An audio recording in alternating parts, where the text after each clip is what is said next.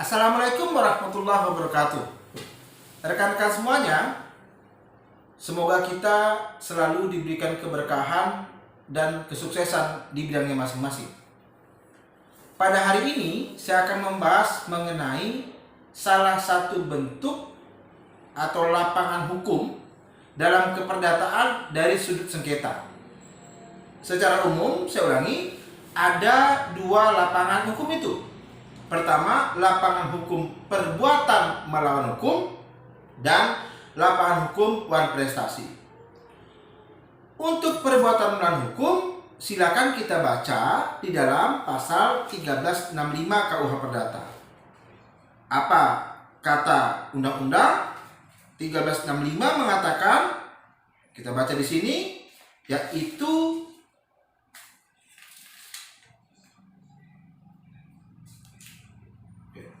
tiap perbuatan melanggar hukum yang membawa kerugian kepada orang lain mewajibkan orang yang karena salahnya menerbitkan kerugian itu mengganti kerugian tersebut.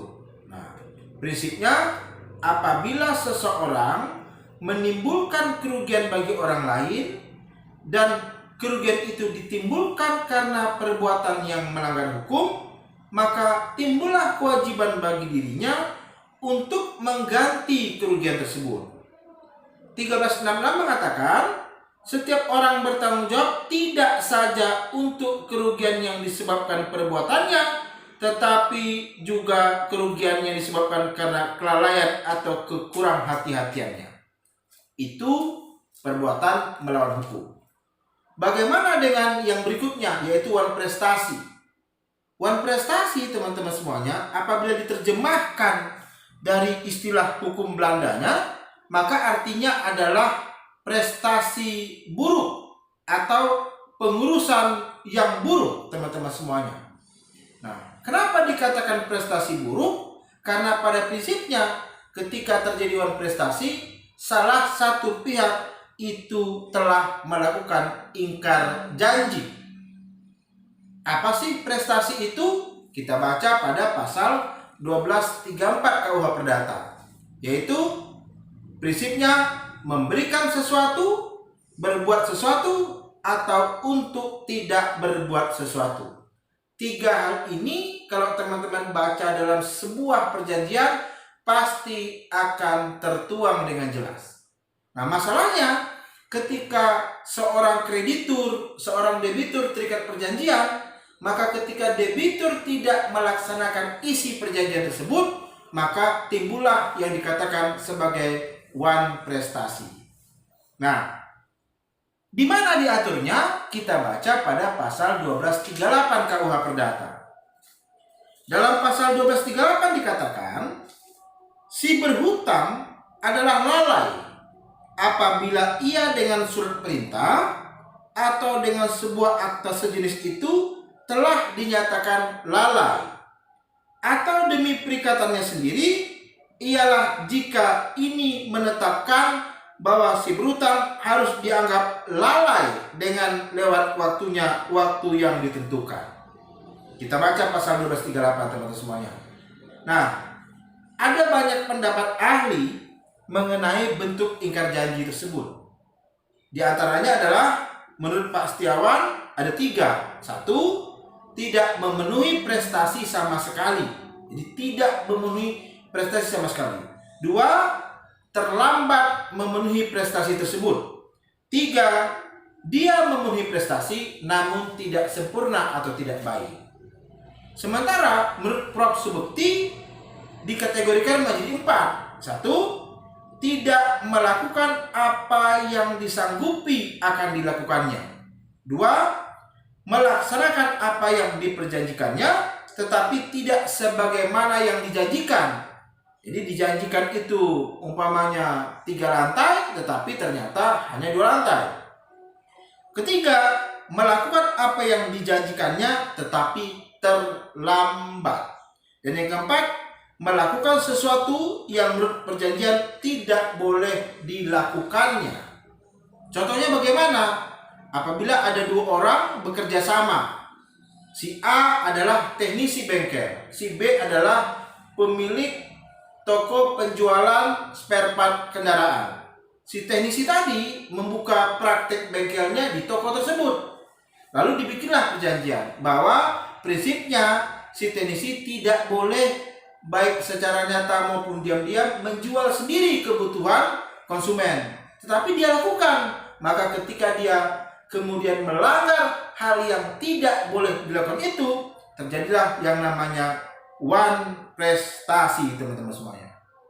Nah, wan prestasi ini bisa saja mengacu pada pasal 1236 apabila itu berupa prestasi untuk memberikan sesuatu, dan pasal 1239 apabila untuk berbuat sesuatu.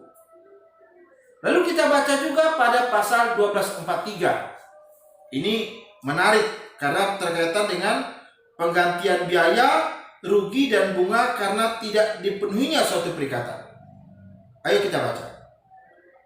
Pasal 1243 KUH Perdata. Penggantian biaya, rugi dan bunga karena tidak dipenuhinya suatu perikatan barulah mulai diwajibkan apabila si berhutang setelah dinyatakan lalai memenuhi perikatannya tetap melalaikannya, atau jika sesuatu yang harus diberikan atau dibuatnya hanya dapat diberikan atau dibuat dalam tenggang waktu yang telah dilampauinya. Ingat di sini, satu, unsur tetap melalaikannya, kedua, telah lampau waktu atau lewat waktu, teman-teman semuanya. Hal lain yang harus kita pahami, wan prestasi ini itu dapat dalam dua kondisi. Satu, sengaja wan prestasi. Dua, lalai wan prestasi. Jadi dia lalai atau dia sengaja, teman-teman semuanya. Nah, kelalaian, teman-teman semuanya, adalah perbuatan yang kurang hati-hati yang mengakibatkan kewajiban yang seharusnya dilakukan atau seharusnya diserahkan menjadi tidak tepat waktu atau menjadi lewat waktu dan menimbulkan kerugian bagi orang lain. Nah, pertanyaannya adalah ketika sudah terjadi wan prestasi, lalu apa sanksi terhadap kelalaian atau kealpaan tersebut? Nah, di sini saya sudah meringkasnya menjadi 4 alternatif. Yang pertama adalah membayar kerugian yang diderita kreditur atau dinamakan juga dengan ganti rugi, seperti yang kita baca tadi pada pasal 1243 KUH Perdata. Yang kedua, pembatalan perjanjian atau juga dinamakan pemecahan perjanjian. Kita baca pada pasal 1246 KUH Perdata. Sini dikatakan biaya, rugi dan bunga yang oleh si berpiutang boleh dituntut akan penggantiannya terdirilah pada umumnya atas rugi yang telah dideritanya dan untung yang sedianya harus dapat dinikmatinya.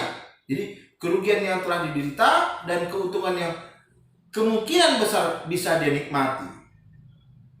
Ya, kemudian dengan tidak mengurangi pengecualian-pengecualian serta perubahan-perubahan yang disebutkan di bawah ini. Lalu peralihan risiko sejak wan prestasi pada pasal 1237 KUH Perdata. Kita baca, teman-teman semuanya, dalam hal adanya perikatan untuk memberikan sesuatu kebendaan tertentu, kebendaan itu semenjak perikatan dilakukan adalah tanggungan si berpiutang. Jika si berutang lalai akan menyerahkannya, maka semenjak saat kelalaian kebendaan adalah tanggungannya. Yang terakhir, membayar biaya perkara kalau sampai diperkarakan di depan hakim. Nah, demikian teman-teman semuanya video singkat saya mengenai wan prestasi. Silakan apabila ini bermanfaat, ya, kemudian ada hal-hal yang ditanyakan, silakan tulis di kolom komentar dan mohon bantuannya untuk demi kemajuan channel ini. Dorong kami, dukung kami dengan cara subscribe channel ini. Terima kasih.